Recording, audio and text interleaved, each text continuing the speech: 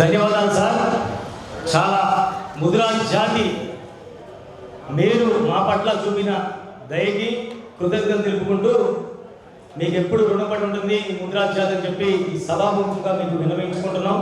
అలాగే ఒక 2 విషయాలు, మేము మన బాబ్జీనంద గారైతేనేమి, మేమైతేనేమి, ఇంకా మాతో పాటు ఇంకొక 15 మంది రాష్ట్ర అధ్యక్షులు, 10 మంది రాష్ట్ర అధ్యక్షులు ఎంతో మానసికంగా, ఎంతో వేదనతో సంఘర్షణకు లోనే ఏంటి మా భవిష్యత్తు, గత ప్రభుత్వం మమ్మల్ని అనేక రకాలుగా మమ్మల్ని వినియోగించుకొని మా వనరుల్ని, మా దగ్గరున్న ఆర్థిక ప్రయోజనాలని ఆ ప్రభుత్వం వాడుకొని అన్ని రకాలుగా మా నుంచి, అంటే ఇది తప్పు కాదు, ఈ వాడు మా నుంచి ఆ పార్టీ లబ్ధి పొంది అధికారంలోకి వచ్చి మాలాంటి కులాల నాయకుల్ని మభ్యపెట్టి వాడుకొని మమ్మల్ని మోసగించింది అనడంలో తప్పు లేదు. ఎక్కడో శ్రీకాకుళంలో ఉంటే ఆ పార్టీ వారు ఫోన్ చేసి, అప్పుడు ప్రభుత్వం ఫోన్ చేసి, నువ్వు రేపటి ఉదయానికల్లా అనంతపురం వెళ్ళామని చెప్పేవారు సార్. రేపు ఉదయం 7 నేను శ్రీకాకుళంలో ఉంటే ఆ పార్టీ వాళ్ళు ఆ ప్రభుత్వం వాళ్ళు ఫోన్ చేసి రేపు అనంతపురంలో ఉండేవాళ్ళు చెప్పేవారు. అక్కడి నుంచి కర్నూలు అని చెప్పేవాళ్ళు, అక్కడి నుంచి చిత్తూరు అని చెప్పేవాళ్ళు. అలా 365 రోజులు నేనైతేనేమి, మన సోదరుడు బాబ్జీ అయితేనేమని, లలిత్ అయితేనేమని, ఇంకో 15 మంది అయితేనేమని, మా కుటుంబానికి, మా భార్య పిల్లలకి అందరికీ దూరమై ఆ పార్టీకి కొమ్ము కాసి మా బలగాల్ని ఆర్థికంగా వాళ్ళకిచ్చి మోసపోయాడలో ఎలాంటి అతిశయోక్తి లేదు సార్. అదేంటి, ప్రజా సంఘ నాయకులు పిలిస్తే అంత బలం ఉంటుందా అనుకుంటే, మేము ప్రజలలో ఏం చెప్పుంటాం సార్, ప్రజల సమస్యలు ఏం చెప్పుంటాము, వాళ్ళ గొంతుకై మేము తిరిగాం సార్, వాళ్ళ గొంతుకై మేము పోరాటాలు చేసాం. ఎక్కడ ఉద్యమాలున్నా, ఎక్కడ అన్యాయం జరిగిందన్నా నడి రోడ్డు మీద కూర్చొని ఆ ప్రభుత్వంలో కూడా ఎదురు తిరిగి జాతుల కోసం పోరాడాం. మరి ఆ ప్రభుత్వం ఏం చేసింది? మోసగించి నడి సముద్రంలో జాతి కోసం నిస్వార్థంగా సేవ అందించిన మాలాంటి నాయకుల్ని నడి సముద్రంలో పడేసింది అప్పటి ప్రభుత్వం.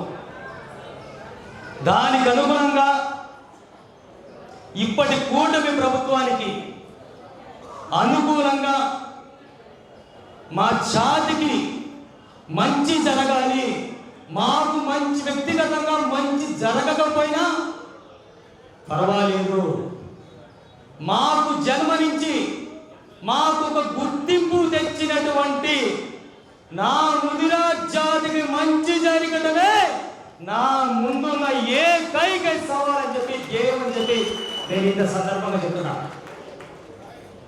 నా తల్లి నాకు జన్మనిస్తే ఈ సమాజంలో గుర్తింపు తెచ్చింది నా ముదిరాజ్ జాతి అంటే మీరే అని చెప్పి నేను చెప్తున్నా.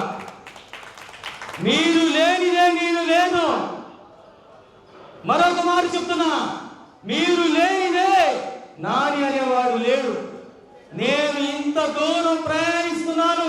ఎవరినైనా ఈ సమాజంలో మీకు అన్యాయం జరిగితే జెండా పట్టిన కర్రనే తిరగదు, వాళ్ళకి బాధ కలుగుతున్నానంటే దానికి ధైర్యం మీరే అని చెప్పి మరొకసారి నేను ఈ సభ సాక్షిగా చెప్తున్నాను. మీరు ఎటు నడిపిస్తే అటు నడవడానికి నేను సిద్ధంగా ఉన్నాను.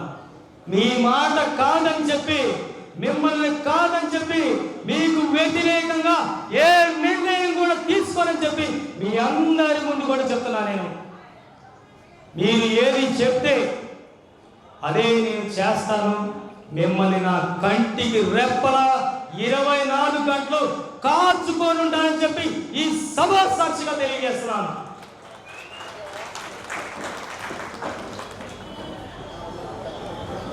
ఉల్లిపాడు వాళ్ళు కొంచెం బయటికి వెళ్తారంటే మీరు సెలవు వెళ్ళిపోతా అంటున్నారు. ఈ సందర్భంగా మీకు ఒక్క విషయం వినయించుకుంటున్నాను. మే నెలలో రాబోయే కాలంలో ఇది జనవరి మే నెలలో 10,000 మందితో మన అన్నగారు అడిగినట్టు, శ్రీనివాస్ అన్నగారు, రోగ శ్రీనివాస్ గారు అడిగినట్టు 10,000 మందితో ఇదే గుంటూరులో సభ నిర్వహించడానికి ముదిరాజ్ గర్జన అనేది ఏర్పాటు చేద్దామని చెప్పి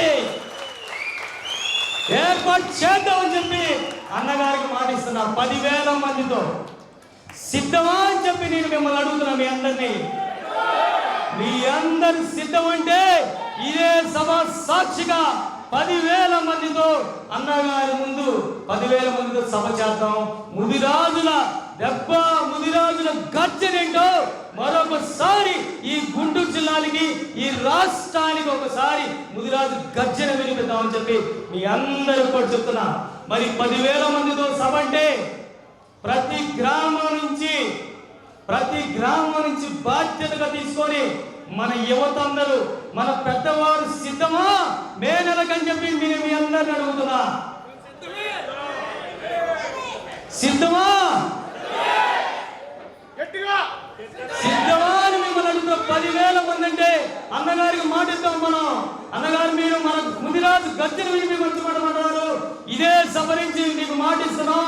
మే నెలలో మీ రాష్ట్ర అధ్యక్షుల వారిని, కూటమి పెద్దల్ని, మిమ్మల్ని పిలిపించి ఇదే ముదిరాజులు 10,000 మందితో సభ చేస్తామనడం ఎలాంటి అతిశయోక్తి లేదని చెప్పి ముదిరాజులు మాట ఇచ్చారంటే వెన్ను చూపని చెప్పి మీకు మరోమారు మాట ఇస్తున్నాం అని చెప్పి చెప్తున్నాను. జై ముదిరాజ్, జై